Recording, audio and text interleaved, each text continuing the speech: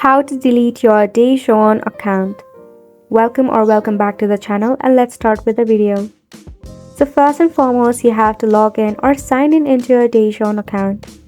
For that, enter email address and your password linked to your DAZN account and hit the sign in option.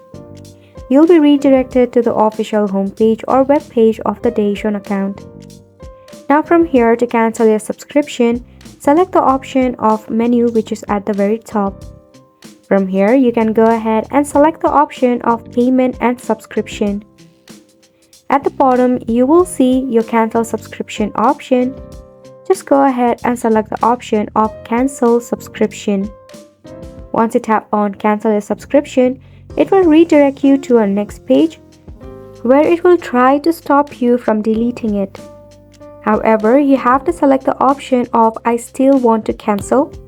Then once you select it, you have to do a final confirmation of deleting your DAZN account or your subscription. By doing this, you will receive an email once your account or your subscription has been cancelled. And by that way, you'll be easily able to delete your DAZN account subscription. Isn't it simple? So make sure to go ahead and give it a try, and thank you so much for tuning in.